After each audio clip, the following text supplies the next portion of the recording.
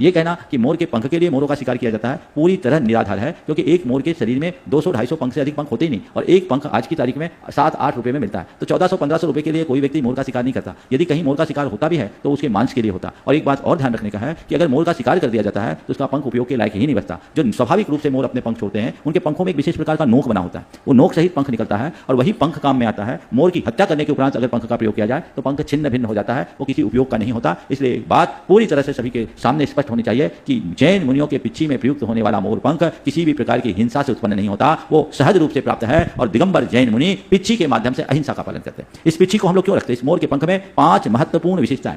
पहली बात, ये धूल को नहीं पकड़ता, इतनी भी धूल में डालो झड़ जाएगा। पसीना को नहीं पकड़ता, ये चिकटता नहीं, कहीं भी हो इसमें कोई किसी तरह के जर्म्स नहीं जुड़ते। फिर ये बहुत हल्का होता है। चौथी बात, बहुत मृदु होता है। और पांचवी बात, सुकुमार, इतना सुकुमार कि आंख में भी डाल दो तो पानी नहीं आए, ऐसी चीज है। इसका प्रयोग हम लोग कहीं उठते बैठते हैं, किसी सामान को उठाते रखते हैं तो वहां कोई सूक्ष्म जीव जंतु ना हो, उनका घात ना हो जाए, उसके लिए इस पंख से कोमलतापूर्वक उसे परिमार्जित करते हैं। फिर वहां हम लोग उठते हैं, वहां बैठते हैं, उस स्थान पर हम सामान उठाते रखते हैं। तो ये मोर पंख की पिच्छी को रखने का प्रयोजन यही है, और हमको उसी तरीके से देख करके समझ करके चलना चाहिए। किसी भी प्रकार की भ्रांति फैलाना अच्छी बात नहीं है। जो लोग भी ऐसा कृत्य करते हैं वो हमें उनको सही जानकारी देनी चाहिए, और उसके बाद भी यदि ऐसा करते हैं तो ये उनकी दुर्भावना प्रेरित मानसिकता का प्रतीक समझना चाहिए। सदियों से जैन मुनि, दिगंबर मुनि के हाथ में पिच्छी रहती आई है, ये उनका लांछन है, चिन्ह है। इसके बिना वो 7 कदम भी नहीं चल सकते।